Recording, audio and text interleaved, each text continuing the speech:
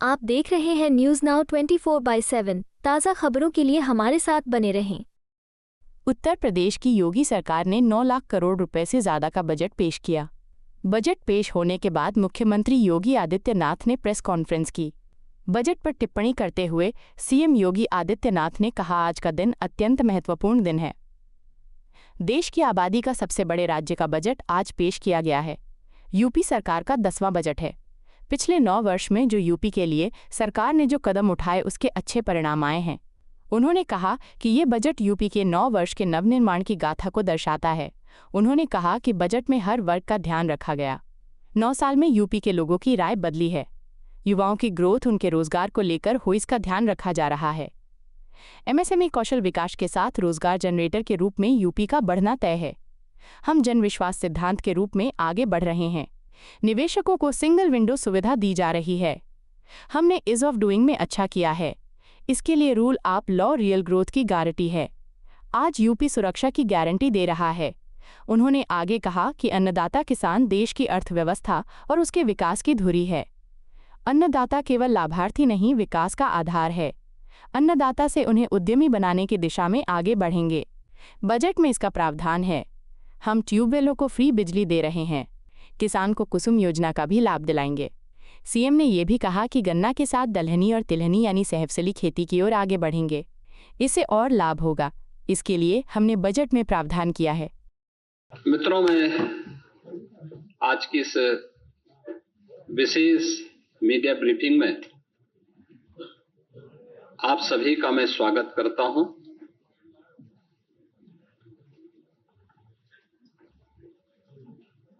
आज वर्ष 26-27 का उत्तर प्रदेश का बजट हमारे माननीय वित्त मंत्री जी के द्वारा सदन में प्रस्तुत किया गया है। उत्तर प्रदेश ने पिछले 9 वर्ष के दौरान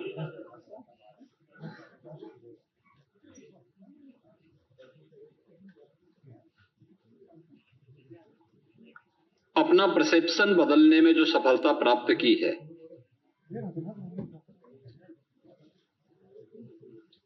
पॉलिसी पैरालिसिस से उभर करके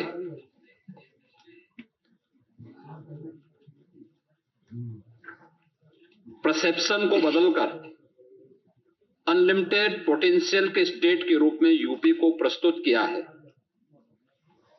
आज का यह बजट उन्हीं भावों का प्रतिनिधित्व भी करता है। आपने देखा होगा कि 9 वर्ष में 3 गुना से अधिक उत्तर प्रदेश का यह बजट बढ़ा है।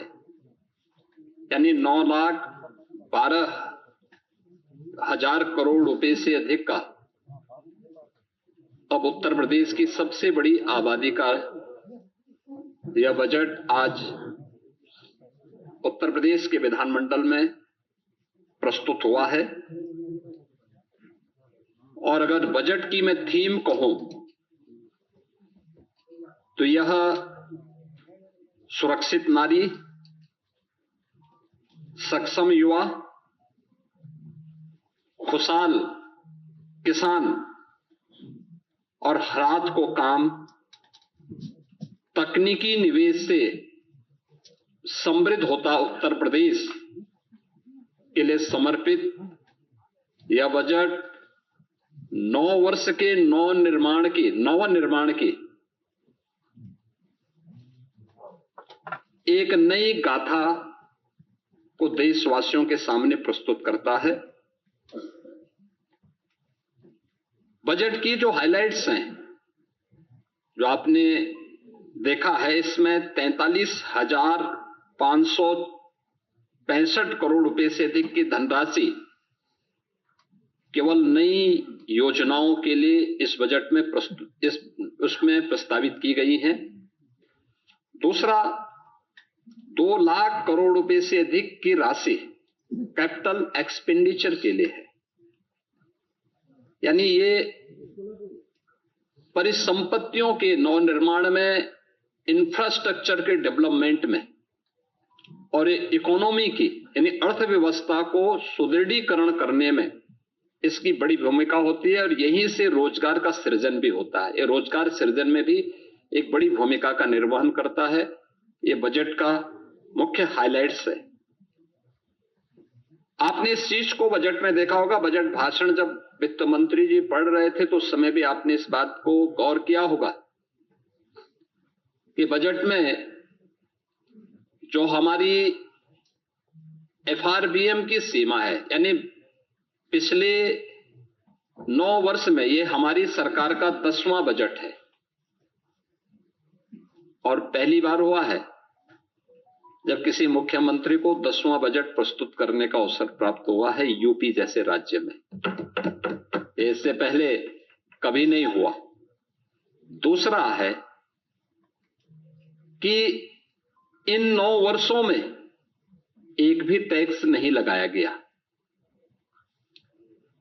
तीसरा है यूपी के अंदर जो भी कर चोरी थी, लीकेजेस थे, इन सबको रोक करके कुशल वित्तीय प्रबंधन के माध्यम से बेमारू राज्य से उत्तर प्रदेश को भारत की अर्थव्यवस्था का एक ब्रेक थ्रू के रूप में प्रस्तुत करते हुए रेवेन्यू सरप्लस स्टेट के रूप में प्रस्तुत करने में सफलता प्राप्त हुई है। 2017 में जिस राज्य में ऋणग्रस्तता थी और वह उसकी 30% से अधिक थी, उसे घटा करके हम लोगों ने अगले ही 2-3 वर्षों के अंदर 27% में लाने में सफलता प्राप्त की थी। लेकिन 3 वर्ष का जो कोविड कालखंड था, इसके कारण यह सीमा बढ़ी थी। हम इसे फिर से 27% में लाने में सफल हुए हैं और हमारा इस वित्तीय वर्ष में यह लक्ष्य है कि हम इसको 23% तक लेके आ जाएं। यानी जो रिजर्व बैंक ने तय किया है कि किसी भी राज्य की जो कुल जीएसडीपी होगी उसकी 30% से अधिक ऋण उस पर नहीं होना चाहिए। उत्तर प्रदेश देश के उन राज्यों में है जिस राज्य के पास जो भी एफआरबीएम की सीमा तय की गई है उसके अधीन उत्तर प्रदेश ने अपने वित्तीय प्रबंधन को रखा है और उत्तर प्रदेश की ऋणग्रस्तता उसी के अधीन उत्तर प्रदेश के अंदर देखने को मिल रही है। ये हमारा कुशल वित्तीय अनुशासन भी है। बिना अतिरिक्त टैक्स लगाए हुए उत्तर प्रदेश के अंदर वेलफेयर की स्कीम को, इंफ्रास्ट्रक्चर की स्कीम को और प्रत्येक सेक्टर में नई ऊंचाइयों को प्राप्त करते हुए विकास के नित नए सोपान को स्थापित करते हुए आज उत्तर प्रदेश जिस दिशा में आगे बढ़ा है, अपनी अर्थव्यवस्था को मजबूत किया है, उसके बल पर उत्तर प्रदेश आज देश की टॉप 3 इकोनॉमी में एक है। देश की जो टॉप 3 इकोनॉमी है उनमें से उत्तर प्रदेश की एक है। हम लोगों ने उत्तर प्रदेश जैसे राज्य को, हमने देखा होगा कि उत्तर प्रदेश में अब अनएम्प्लॉयमेंट जो रेट है इसको हम 2.24% तक के नीचे लेके आने में सफल हुए हैं। यह स्थिति 2017 के पहले यह लगभग 17 से 19% तक था। आज इसको हम नीचे करने में सफल हुए हैं। जॉब लेड ग्रोथ को लेकर के हम लोगों ने इस पूरे बजट की जो हमारी सोच है, युवाओं के प्रति समर्पित भाव के साथ जो भी ग्रोथ हो वह उनके एम्प्लॉयमेंट को लेकर के भी हो और युवाओं के एम्प्लॉयमेंट पर विशेष रूप से ध्यान देते हुए एमएसएमई, स्टार्टअप, ओडीओपी और स्थानीय उद्यमियों को विकसित करते हुए बृहद निवेश की नई योजना के साथ उत्तर प्रदेश को इन्वेस्टमेंट डेस्टिनेशन के साथ एम्प्लॉयमेंट जनरेटर के रूप में भी एक बड़ी भूमिका के साथ आगे बढ़ाने का तय। और इसके लिए आपने बजट में इन चीजों को देखा होगा कैसे उत्तर प्रदेश ने अब उस दिशा में कार्य करना प्रारंभ किया, इमर्जिंग टेक्नोलॉजी को लेकर के आज जो बड़ी घोषणाएं हुई हैं, उन बड़ी घोषणाओं में जो बहुत महत्वपूर्ण सेक्टर है कि उत्तर प्रदेश सरकार जहां पे चल रहा है, आपने देखा होगा उत्तर प्रदेश राज्य में हमेशा इस बात को देखने को मिलता था कि अलग अलग विभाग अलग अलग समय में अलग अलग डाटा प्रस्तुत करते थे। हमारी सरकार ने तय किया है कि हम यूपी के अंदर एक स्टेट डाटा अथॉरिटी का गठन करेंगे। स्टेट डाटा अथॉरिटी या उत्तर प्रदेश के अंदर रियल टाइम डाटा और उसकी रियल टाइम मॉनिटरिंग के साथ साथ उसके लिए भविष्य की योजनाओं को आगे बढ़ाने में भी एक बड़ी भूमिका का निर्वहन करेगा। बजट की जो हाइलाइट्स हैं उनमें से ये भी है। दूसरा, इमर्जिंग टेक्नोलॉजी के लिए आर्टिफिशियल इंटेलिजेंस या अन्य सेक्टर में कार्य करने के लिए डाटा सेंटर क्लस्टर की स्थापना, यह भी बजट में इसका प्रावधान, इसके लिए भी धनराशि की व्यवस्था की गई है।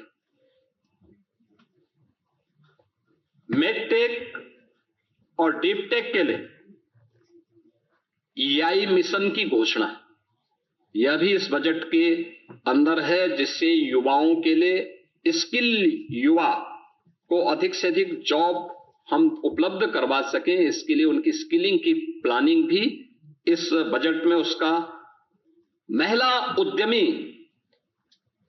उत्पाद और विपणन केंद्र के रूप में उसे विकसित करना, सी मार्ट के रूप में लोकल स्तर पर SHGs के माध्यम से उन महिलाओं को प्रोत्साहित करने के लिए एक बड़ी घोषणा ये भी है, जिसमें स्थानीय स्तर की महिलाएं SHGs के माध्यम से जो अपना लोकल गांव में, शहरी क्षेत्र में अपना प्रोडक्ट बनाती हैं, महिला स्वयंसेवी समूहों को प्रोत्साहित करने के लिए स्कीम एक महत्वपूर्ण भूमिका का निर्वहन करेगा। City economic zone SCR, Kashi Mirzapur economic zone, Prayagraj Chitrakoot economic zone, Kanpur Jhansi economic zone, ये क्लस्टर डेवलप करने की एक नई कार्रवाई को आगे बढ़ाने के लिए भी बजट में प्रावधान किया गया है। और ईज ऑफ डूइंग बिजनेस के बाद जन विश्वास सिद्धांत, देखिए बहुत महत्वपूर्ण बात है यह जन विश्वास सिद्धांत, ईज ऑफ डूइंग बिजनेस। हम 17 में जब आए थे, यूपी का ईज ऑफ डूइंग बिजनेस में जो रैंकिंग थी वह लगभग 13-14 पे रैंकिंग थी हमारी। हम लोगों ने पहले 3 वर्ष के अंदर इसको नंबर 2 पर लाने में सफलता प्राप्त की। फिर यूपी ने चीफ अचीवर स्टेट के रूप में अपने आप को स्थापित किया। अब हम जन विश्वास सिद्धांत के रूप में निवेश करने वाले निवेशक को सिंगल विंडो सचमुच दिखाई दे, इसके लिए उन सभी चीजों में रिलैक्स करना, रजिस्ट्रेशन, लाइसेंसिंग आदि की कार्रवाई को अधिक सरल और सहज बनाने के लिए हमें इस दिशा में आगे कार्य कर, इस दिशा में इसको अब लागू करने की दिशा में यूपी आगे बढ़ा है। प्रदेश में डिजिटल एंटरप्रेन्योरशिप योजना, इस स्कीम को भी यूपी ने आगे बढ़ाने की दिशा में इस बजट में इस पर कार्य किया है। लेकिन इन सभी पर हमें सफलता तब मिली है जब प्रदेश के अंदर उस प्रकार के वातावरण को बनाने में हमें सफलता प्राप्त हुई। खासतौर पर उसके लिए प्रयास किए गए रूल ऑफ लॉ, यही रियल ग्रोथ है, यही उसकी गारंटी है। यानी rule of law real growth की गारंटी है। हर व्यक्ति सुरक्षा की गारंटी चाहता है और वह गारंटी आज यूपी दे रहा है। सुरक्षा है, स्मार्ट पुलिसिंग है और त्वरित न्याय व्यवस्था, यह नागरिकों को भी और निवेशकों को भी, दोनों को सुरक्षित और एक भरोसेमंद वातावरण देने में एक बड़ी भूमिका का निर्वहन करता है। इससे प्रदेश में एम्प्लॉयमेंट क्रिएट हुआ है। दोनों स्तर पर। अब कोई सोच सकता था यूपी में 50 लाख करोड़ रुपए से अधिक का निवेश के प्रस्ताव आएंगे?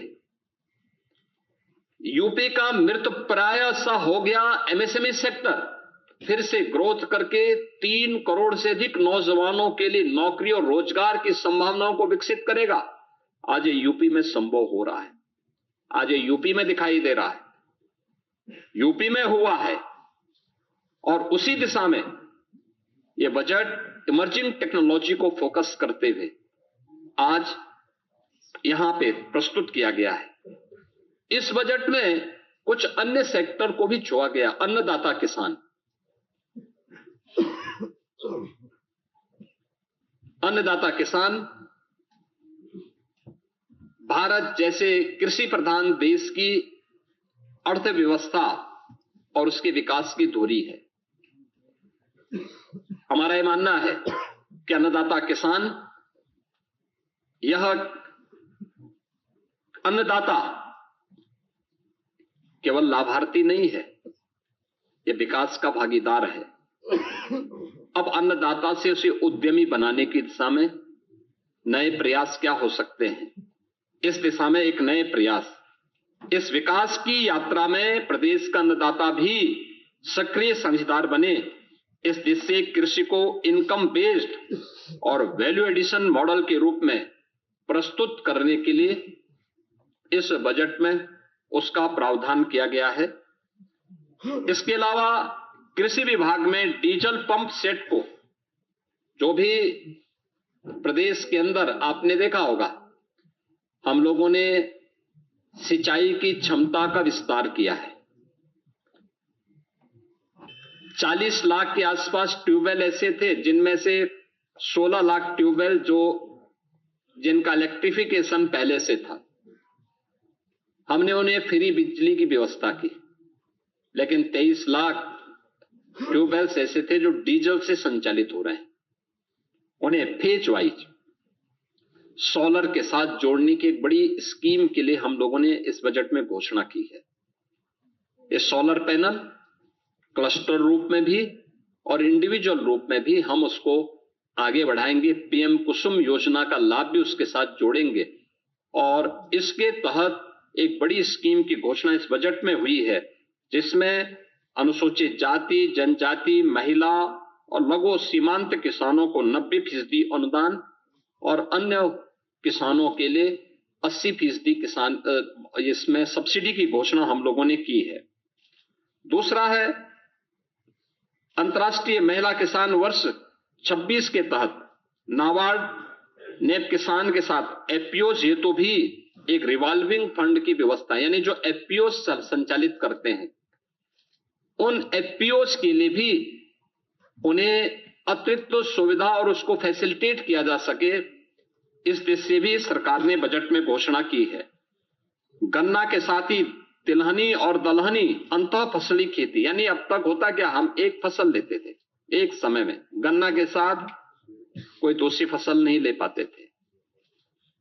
इसके साथ भी उस दलहनी और तिलहनी फसलों को बोया जा सकता है, दोनों का लाभ होगा। लेकिन इससे पहले कुछ प्रगतिशील किसानों को हम लोगों ने प्रोत्साहित किया, लेकिन इस बजट में हम लोगों ने इसके लिए अच्छा प्रावधान किया है और यूपी के किसानों का जो प्रोडक्ट है वह एक्सपोर्ट हो सके, इसके लिए एग्री एक्सपोर्ट हब्स के रूप में हम लोगों ने नोएडा इंटरनेशनल एयरपोर्ट को विकसित करने की कार्रवाई आगे की है। इसमें उत्तर प्रदेश में कृषि और बागवानी उत्पादों की जो क्वालिटी है और उसका प्रोडक्शन है, इस दिशा में भी सरकार ने इस बजट में उसका प्रावधान किया है। वर्ल्ड बैंक के साथ हम लोग मिलकर के UP agrees platform, UP agrees के कार्यक्रम को आगे बढ़ा रहे हैं। हम लोगों ने इसके विस्तार की व्यवस्था भी की है और इसको एआई टूल्स के साथ जोड़ने की, यानी आर्टिफिशियल इंटेलिजेंस का उपयोग यहां पे कैसे हम कर सकते हैं, इसके बारे में भी एक बड़ी घोषणा इसमें की गई है। विश्व की सबसे बड़ी अन्न भंडारण योजना इसमें उत्तर प्रदेश में इस बार हम लोगों ने बजट में 2 लाख मीट्रिक टन अतिरिक्त खाद्यान्न भंडारण की क्षमता विकसित करने का टारगेट भी तय किया है। यानी स्टॉक यहां पे प्रदेश के अंदर वेयर हाउसिंग का निर्माण हो, बड़े बड़े गोदाम बने, इसके लिए विशेष सब्सिडी की व्यवस्था, इसके लिए हमारी पहले से पॉलिसी है। उस पॉलिसी के दायरे में जो भी निवेश करना चाहेगा उसको हम प्रोत्साहित करेंगे और ये इस भी स्कीम हम लोगों ने दी है। इसके अलावा पशुओं को बीमा सुरक्षा देने के उद्देश्य से मुख्यमंत्री जोखिम प्रबंधन और पशुधन बीमा योजना में भी हम लोगों ने एक प्रावधान किया है जिसमें 85% तक जो प्रीमियम होगी वह सरकार देगी और सरकार ने उसके लिए व्यवस्था की है। प्रदेश में मछुआरों को बेहतर मूल्य दिलाने के लिए state of art wholesale fish मंडी और फिश प्रोसेसिंग सेंटर के लिए भी धनराशि की व्यवस्था स्टेट में की है। लैंड ऑफ स्टेट में यूपी की प्रगति इस दिशा में देश के अंदर अग्रणी राज्यों में है और इस दिशा में उस जो कार्य करने की संभावनाएं हैं, इसमें वर्ल्ड फिशरीज प्रोजेक्ट सेंटर की स्थापना का भी एक बड़े कार्यक्रम को हम आगे बढ़ा रहे हैं, जिसको एक सेंटर ऑफ एक्सीलेंस के रूप में विकसित करने की कार्रवाई को भी व्यवस्था की है। 4 चीनी मिलों की क्षमता संवर्धन के प्रावधान को, जिसमें छाता मथुरा के अश्वनी और logistic hub wearing house complex हेतु भी धनराशि का प्रावधान किया है और अन्य चीनी मिलों में भी इसकी व्यवस्था के प्रावधान किए गए हैं। मित्रों, बजट में अलग अलग विभागों के लिए सभी बजट प्रावधान में काफी वृद्धि की गई है। खासतौर पर जो बजट के प्रावधान हुए हैं इसमें हमारा अवस्थापना और औद्योगिक विकास के लिए भी इसमें काफी वृद्धि हुई है। आगरा लखनऊ से हरदोई फर्रुखाबाद गंगा एक्सप्रेस वे की कनेक्टिविटी के लिए धनराशि की व्यवस्था की गई है। गंगा एक्सप्रेस वे से प्रयागराज, मिर्जापुर, वाराणसी, चंदौली, सोनभद्र तक यानी शक्ति नगर तक इसके विस्तार का घोषणा हुई है। गंगा एक्सप्रेस वे को मेरठ, हरिद्वार तक ले जाने के लिए भी बजट में घोषणा की गई है और पूर्वांचल लिंक एक्सप्रेस वे को यानी सोनभद्र के शक्तिनगर तक, चंदौली, गाजीपुर तक ले जाने के कार्यक्रम को भी हम लोगों ने आगे बढ़ाया है। यूपी बायोफ्यूल प्लास्टिक केंद्र को भी विकसित करने की कार्रवाई को हम लोगों ने आगे बढ़ाया है और एफडीआई फॉर्च्यून 500 के अंतर्गत आने वाली जो कंपनियां हैं, एफडीआई के लिए आने वाली कंपनियों के लिए भी विशेष प्रावधान हम लोगों ने इस बजट में उसकी घोषणा भी की है। इसके साथ ही एमएसएमई सेक्टर में काफी बड़ी संख्या में हम लोगों ने इसको प्रोत्साहित करने के लिए कार्य किया है और एक बड़ा घोषणा हर जिले में स्किल डेवलपमेंट के एक बड़े केंद्र को, जहां से हम हब एंड स्पोक मॉडल पर उस कार्यक्रम को आगे बढ़ा सकते हैं। इसके तहत सरदार वल्लभ भाई पटेल एम्प्लॉयमेंट जोन, इसके लिए भी प्रावधान की घोषणा की है, जिसमें 50 एकड़ से लेकर के 100 एकड़ क्षेत्रफल के एक बड़े क्लस्टर में स्किल डेवलपमेंट कार्यक्रम के साथ ही अन्य कार्यक्रमों को भी लागू करने का एक विशेष कार्यक्रम किया गया है। 1 डिस्ट्रिक्ट 1 कुजीन योजना के अंतर्गत भी स्थानीय खाद्य पदार्थों की ब्रांडिंग की जा सके, इसको प्रोत्साहित करने का भी प्रावधान इस बजट में किया गया है और उनके लिए विशेष प्रावधान किया गया है। उत्तर प्रदेश के युवाओं के लिए उन्हें डिजिटली सक्षम बनाने के लिए हम लोगों ने स्वामी विवेकानंद युवा सशक्तिकरण योजना के अंतर्गत जो चालू वर्ष में उनके लिए टैबलेट या स्मार्टफोन वितरण के कार्यक्रम के लिए धनराशि की व्यवस्था भी इस बजट में की है और इसके साथ ही एमएसएमई सेक्टर में खासतौर पर जो पुराने कंबल कारखाने थे, उन कंबल कारखानों को आधुनिकीकरण करने की दिशा में क्योंकि हर वर्ष हम लोगों को, गरीबों को कंबल वितरण करने के लिए अतिरिक्त प्रावधान करने पड़ते हैं। उसके लिए भी हम लोगों ने इस बजट में इसका प्रस्ताव किया है। आईटी एंड इलेक्ट्रॉनिक्स सेक्टर के लिए विशेष, जिसमें उत्तर प्रदेश एआई मिशन की व्यवस्था, AI centre of excellence, India AI data labs की स्थापना, साइबर फ्रॉड को रोकने के लिए साइबर सिक्योरिटी ऑपरेशन सेंटर की स्थापना का भी विशेष प्रावधान इस बजट में हम लोगों ने यहां पर किया है। और जो मैंने पहले भी कहा है कि जो डाटा सेंटर की मांग को देखते हुए इसमें काफी बड़े विस्तार को आगे हमने इसका विस्तार किया है। प्रदेश में कई डाटा सेंटर की वर्तमान में स्थापना हो रही है, लेकिन इनका डाटा सेंटर क्लस्टर की स्थापना हो जो एआई के लिए आवश्यक है, उस दिशा में आज सरकार ने इसकी भी घोषणा की और उसके लिए बजट की घोषणा की है। और डाटा सेंटर क्लस्टर की इस नई योजना से भी हम लोग कार्यक्रम को आगे बढ़ा रहे हैं।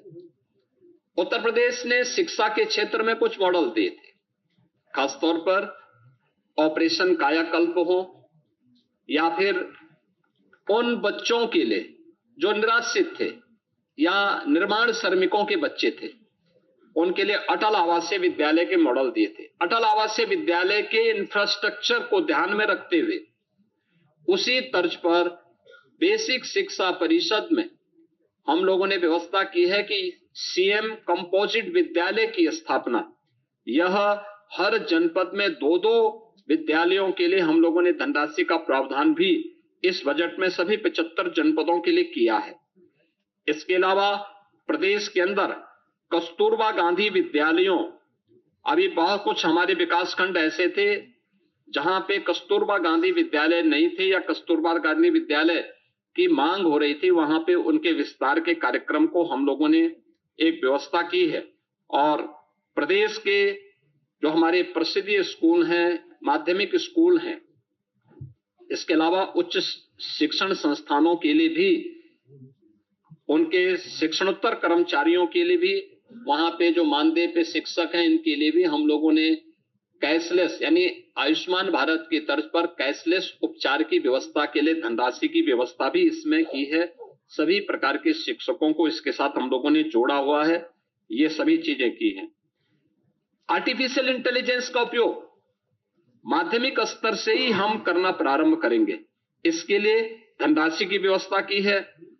बालिकाओं के लिए निःशुल्क सैनिटरी नैपकिन की व्यवस्था के लिए भी धनराशि की व्यवस्था की गई है और ड्रीम स्किल लैब क्लस्टर के लिए भी धनराशि की व्यवस्था इस बजट में की गई है। इसके अलावा प्रदेश के अंदर अन्य उसमें हमारे जितने भी यानी टेक्निकल एजुकेशन में प्रदेश सरकार ने शिक्षा, कौशल, तकनीकी और सशक्त त्रिकोण के लिए AI, digital technology, defence manufacturing, semiconductor, data centre, data science जैसे उभरते क्षेत्रों में भी हम लोगों ने इसको और अधिक प्रतिस्पर्धी बनाने की दिशा में इसको भी, इसका प्रावधान भी इस बजट में हम लोगों ने टेक्निकल एजुकेशन की दिशा से प्रारंभ किया है।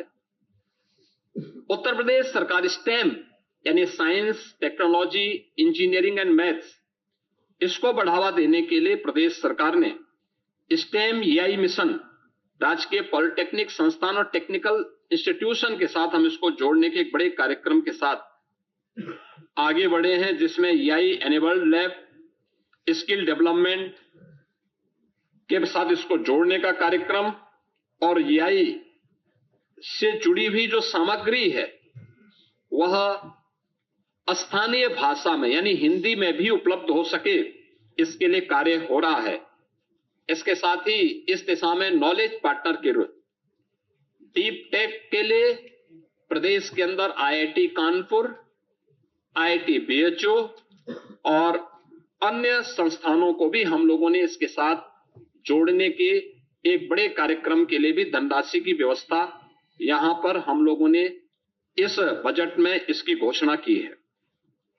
प्रदेश में महिलाओं की सुरक्षा, उनके स्वावलंबन और उनके सम्मान से जुड़ी हुई कार्यक्रम को भी हम लोगों ने ई-क्यूब के रूप में एम्प्लॉयमेंट, एंटरप्राइज और एक्सीलेंस की यात्रा को जोड़ते हुए पिछले 9 वर्ष में महिला श्रम बल उत्तर प्रदेश के अंदर 13% से बढ़कर के 36% हुआ है।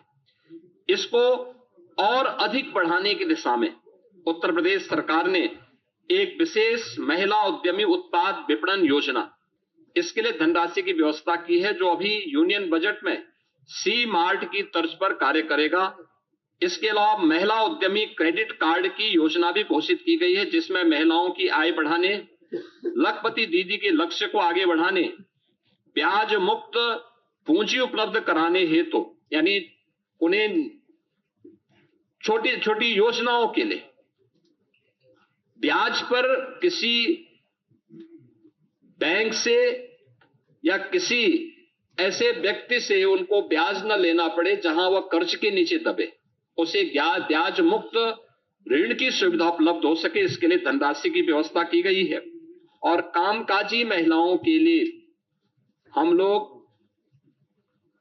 हर जनपद स्तर पर उनके लिए श्रमजीवी महिला छात्रावास का विकास का निर्माण कर सकें, इस दिशा में भी धनराशि की व्यवस्था की गई है।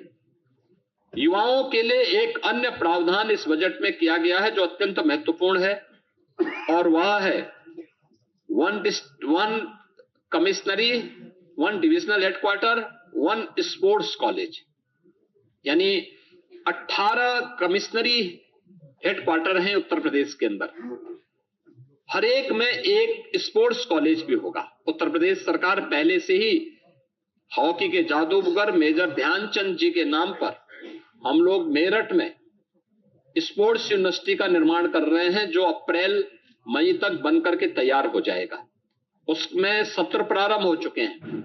अब उत्तर प्रदेश ने 2030 के अहमदाबाद कॉमनवेल्थ गेम्स और 2036 के ओलंपिक की भारत की प्रस्तावित दावेदारी को ध्यान में रखते हुए उत्तर प्रदेश का युवा अच्छी संख्या में इन आयोजनों में भागीदार बन सके, इसके लिए 18 कमिश्नरी हेडक्वार्टर पर यानी डिविजनल हेडक्वार्टर पर हम लोग एक एक स्पोर्ट्स कॉलेज की स्थापना करने के साथ ही उन्हें एक स्पेसिफिक स्पोर्ट्स के लिए सेंटर ऑफ एक्सीलेंस के रूप में विकसित करने की दिशा में भी कार्य कर रहे हैं। इसके लिए हम लोगों ने धनराशि की व्यवस्था इस बजट में भी इसकी व्यवस्था की है। बाकी अन्य धनराशि की व्यवस्था हर ग्राम पंचायत स्तर पर ओपन जिम के निर्माण के लिए उसकी प्राथमिकता के साथ जोड़ा है। वहां पर अन्य कार्यक्रमों को भी विकसित करने के लिए खेल के मैदान का हो, मिनी स्टेडियम का हो, स्टेडियम के निर्माण का हो, खेलो इंडिया कार्यक्रम के अंतर्गत भी इन्हें विकसित करने की दिशा में भारत सरकार के साथ मिलकर के हम लोग इन कार्यक्रमों को आगे बढ़ाने का कार्यक्रम स्पोर्ट्स के माध्यम से कर रहे हैं। प्रदेश के अंदर पर्यटन सुविधाओं के विकास के लिए उत्तर प्रदेश ने एक लंबी छलांग लगाई है। 2017 के पहले सुरक्षा का वातावरण नहीं था, अच्छा इंफ्रास्ट्रक्चर नहीं था। उत्तर प्रदेश का परसेप्शन देश और दुनिया के अंदर खराब होने के कारण यहां पे न पर्यटन सुविधाएं थी और न ही उसके विकास के लिए सरकार की रुचि थी, न सुरक्षा था, तो कोई आने का प्रयास नहीं करता था। 24-25 में 122 करोड़ पर्यटकों ने उत्तर प्रदेश के धार्मिक स्थलों की और अन्य हमारे जितने भी पर्यटन के केंद्र हैं अलग अलग, चाहे वो इको टूरिज्म के हो, हेरिटेज टूरिज्म के हो, एडवेंचर से जुड़े हुए केंद्र हो, इन सब में उन्होंने आकर के यात्रा की। पर्यटन अपने आप में एम्प्लॉयमेंट का भी एक बहुत बड़ा माध्यम है, ढेर सारा रोजगार का सृजन करता है। उन सब के लिए आज उत्तर प्रदेश ने एक नई व्यवस्था की है और बजट में भी हम लोगों ने इसका प्रावधान किया है कि हम लोग 1 लाख अतिरिक्त रूम जोड़ने के लिए जो हमारी पर्यटन की पॉलिसी है, इस पॉलिसी के अंतर्गत पीपीपी मोड पर इसको विकसित करने के सामने कार्य करेंगे। 50,000 नए होम स्टे के लिए भी हम लोग इस दिशा में कार्य करेंगे और महिला गाइड प्रशिक्षण के लिए भी लाइसेंस शुल्क को माफ करने, यानी 10,000 का जो लाइसेंस शुल्क है उसको माफ करने का भी प्रावधान हम लोगों ने महिलाओं के लिए इस बजट में इसकी व्यवस्था की है। मित्रों, आप इस बात को जानते हैं कि स्वास्थ्य क्षेत्र में उत्तर प्रदेश ने पिछले 9 वर्ष में एक नई प्रगति की है,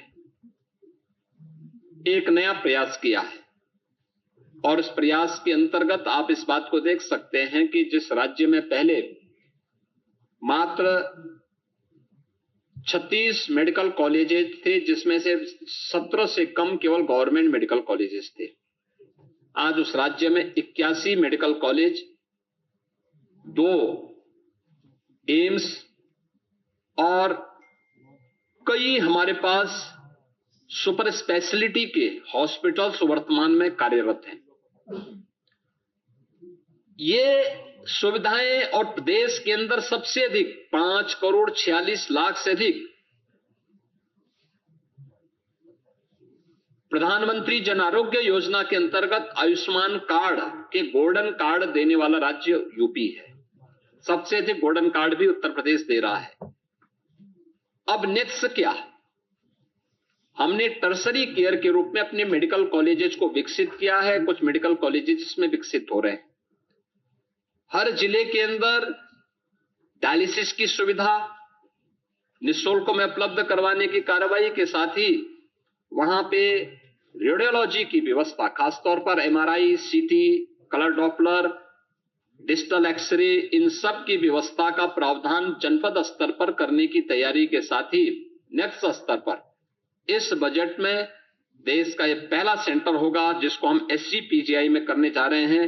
टर्सरी के बाद क्वार्टरली हेल्थ केयर सेंटर की स्थापना का एक बड़ा कार्य है, जिसके लिए हम लोगों ने पहले चरण में 250 करोड़ रुपए का प्रावधान इस बजट में किया है। और यह एक बड़ी घोषणा है यूपी की दृष्टि से, खास तौर पर जिसमें ऑर्गन ट्रांसप्लांट की दृष्टि से किसी भी प्रकार के उस अभियान को आगे बढ़ाने के लिए यह बहुत बड़ा सेंटर SCPGI इस कार्यक्रम को लेकर के आगे बढ़ाएगा। इसके साथ ही प्रदेश ने उन जनपदों में, जिन जनपदों में हमारे डिस्ट्रिक्ट हॉस्पिटल को हम लोगों ने मेडिकल कॉलेजेस के साथ संबद्ध किया है, वहां पे डिस्ट्रिक्ट हॉस्पिटल के कार्यक्रम को बनाने की एक प्रक्रिया तेजी के साथ आगे बढ़ सके, ये इसके लिए धनराशि की व्यवस्था की है। राष्ट्रीय वन हेल्थ मिशन के अंतर्गत राज्य वन हेल्थ मिशन के लिए भी धनराशि की व्यवस्था इसमें की है। और जो हमारे मेडिकल कॉलेजेज हैं, उन मेडिकल कॉलेजेज में छात्रावास का निर्माण हो सके, इसके लिए भी हम लोगों ने अतिरिक्त धनराशि की व्यवस्था की है। इसके अलावा प्रदेश के अंदर रोड सेफ्टी की दृष्टि से, रोड सेफ्टी के लिए आवश्यक प्रावधान करने के साथ साथ अगर कोई घटना दुर्घटना होती है, रोड एक्सीडेंट होता है या कोई आपदा आती है, उन स्थितियों में ट्रॉमा हमारा उतना ही सशक्त हो, इसके लिए ट्रॉमा के लिए भी नए ट्रॉमा सेंटर विकसित करने के लिए भी धनराशि की व्यवस्था सरकार ने इस बजट में इसके लिए की है। और प्रदेश के अंदर मेडिकल के सेक्टर में भी, हेल्थ सेक्टर में भी मिडटेक की स्थापना हो। इसमें AI, रोबोटिक आदि की हम सहायता से देश प्रदेश के दूर दराज के क्षेत्रों में भी सुविधा उपलब्ध करवा सकते हैं, नए जनपदों में उपलब्ध करवा सके। इसके लिए वर्तमान में हमारे 2 सेंटर ऑफ एक्सीलेंस, एक SCPGI लखनऊ में और दूसरा IIT कानपुर के साथ मिलकर के राज्य सरकार इसके लिए धनराशि की व्यवस्था की है और इसमें कार्य हमारा चल रहा है। हमने इसमें धनराशि की व्यवस्था भी की है। प्रदेश सरकार ने उच्च शिक्षा में बेटियों के लिए, खासतौर पर जो हमारी मेरिटोरियस छात्राएं हैं, उन बालिकाओं के लिए स्कूटी देने के कार्यक्रम के लिए भी धनराशि की व्यवस्था इस बजट में की है, जो बेटियों को सुगम यातायात के लिए और उस व्यवस्था को और सुगम बनाने में सरकार, यानी स्मार्टफोन, आपका जो है टैबलेट के साथ, स्मार्टफोन के साथ या स्मार्टफोन के साथ ये व्यवस्था अतिरिक्त उनके लिए वहां पे उपलब्ध करवाई जा रही है। इसके अलावा प्रदेश के अंदर हम लोगों ने दिव्यांग जन कल्याण के अंतर्गत स्कूल में या कोई ट्रेनिंग ले रही दिव्यांग छात्रा के लिए ई ट्राईसाइकिल यानी मोटराइज्ड ट्राईसाइकिल उपलब्ध करवाने के लिए भी एक व्यवस्था की है। प्रदेश के अंदर डीडीआरसी की स्थापना हो, दिव्यांग जनों के लिए उनके नजदीक के सेंटर में ही कृत्रिम अंग उपकरण वितरण के लिए स्क्रीनिंग और उपकरण वितरण हो सके, उनको ये सुविधा उपलब्ध हो सके, इसके लिए बजट में इसका प्रावधान किया गया है। 3 से 7 वर्ष के दिव्यांग बच्चों के लिए शिक्षण प्रशिक्षण के लिए डे केयर सेंटर की स्थापना के लिए भी धनराशि की व्यवस्था की गई है। और अन्य जनपदों की दृष्टि खासतौर पर कुछ जनपद हैं अयोध्या, मथुरा, झांसी, मुजफ्फरनगर, देवरिया, जौनपुर, जहां पे समेकित विशेष माध्यमिक विद्यालयों के स्थित दिव्यांग जनों के लिए विद्यालय होते हैं, इसके निर्माण की कार्रवाई को भी इसमें हमने इसकी व्यवस्था इसके साथ की है। प्रदेश के अंदर यानी ये इस दिव्यांग बच्चों के प्रशिक्षण के लिए भी अन्य 9 जनपदों में भी गोरखपुर, वाराणसी, प्रयागराज, अयोध्या, लखनऊ, बरेली, झांसी, मेरठ और आगरा में ये यहां पे विशेष जो दिव्यांगजन बच्चे 3 वर्ष से लेकर 7 वर्ष तक के बच्चे, उनके प्रशिक्षण और उनके शिक्षण के लिए विशेष एक प्रावधान इसमें भी किया गया है। इसमें प्रदेश ने यह भी एक नए कार्यक्रम को आगे बढ़ाने का कार्य किया है। मित्रों, जो मैंने पहले भी कहा, आज का यह बजट एक विकसित भारत की आदरणीय प्रधानमंत्री जी की उन संकल्पनाओं को समर्पित है जो 2047 के लक्ष्य को प्राप्त करने की दिशा में तेजी के साथ अग्रसर हो रहा है। और पिछले 9 वर्ष के सभी उससे पहले की उस जड़ता को, जिसने प्रदेश के अंदर बॉटलनेक्स को समाप्त करते हुए, अपने बीमारू स्टेटस को समाप्त करते हुए, दूर करते हुए, आज भारत की इकोनॉमी के ब्रेक थ्रू के रूप में उत्तर प्रदेश को हम विकसित करने की दिशा में आगे बढ़े हैं। अब उत्तर प्रदेश बीमारू राज्य नहीं है। अब उत्तर प्रदेश भारत की इकोनॉमी का एक ग्रोथ इंजन बनकर के उभरा है। भारत की इकोनॉमी के ग्रोथ इंजन के रूप में यह आगे बढ़ रहा है। और मेरा मानना है कि उत्तर प्रदेश का आज वित्त मंत्री जी के द्वारा विधानसभा में प्रस्तुत बजट, यह उत्तर प्रदेश के अंदर जन आकांक्षाओं को पूरा करने, जन कल्याण, रोजगार सृजन, निवेश के विस्तार, महिलाओं के सम्मान और उनके सशक्तिकरण की दिशा में, युवाओं के लिए अधिक से अधिक रोजगार सृजन की दिशा में प्रदेश को आगे बढ़ाने और 2029-30 में यूपी को $1 ट्रिलियन की इकोनॉमी के रूप में प्रस्तुत करते हुए एक विकसित भारत के विकसित उत्तर प्रदेश के रूप में आगे बढ़ाने की दिशा में एक मील का पत्थर साबित होगा। इस दिशा में आज यह बजट यहां पे प्रस्तुत किया गया है। मैं बजट प्रस्तुत करने के लिए वित्त मंत्री जी को, अपर मुख्य सचिव वित्त और उनकी पूरी टीम को हृदय से बधाई देता हूं। अपने सभी दोनों वरिष्ठ सहयोगियों, उप मुख्यमंत्री श्री केशव प्रसाद मौर्य जी को, श्री ब्रजेश पाठक जी को, मंत्रिमंडल के अपने सभी सहयोगियों को और सभी उन अधिकारियों को भी धन्यवाद दूंगा जिन्होंने मेहनत से उत्तर प्रदेश के 2026-27 के इस बजट को बनाने और अपना सकारात्मक योगदान से उत्तर प्रदेश के इस परसेप्शन को बदलने में उन्होंने एक नई उस भूमिका को प्रस्तुत किया है कि सिस्टम वही है लेकिन लीडरशिप बदलती है, कैसे चेंज आता है, वह चेंज आज यहां पर इस बजट के माध्यम से देखने को मिल रहा है। अब उत्तर प्रदेश 9,12,000 करोड़ रुपए के अपने इस बजट को प्रस्तुत करते हुए गौरवान्वित महसूस कर रहा है। मैं इसके लिए पूरे प्रदेशवासियों को हृदय से बधाई देता हूं, अपनी मंगल में शुभकामनाएं देता हूं और वित्त मंत्री जी और उनकी पूरी टीम को इस दूरदर्शी जन आकांक्षाओं की पूर्ति करने वाले युवा, महिला, अन्नदाता और गरीब को ध्यान में रख करके बनाए जाने वाले इस बजट के लिए बहुत बहुत बधाई देता हूं, अपनी मंगलमय शुभकामनाएं देता हूं। धन्यवाद। आपको यह वीडियो पसंद आया हो तो इसे लाइक करें, हमारे चैनल को सब्सक्राइब करें।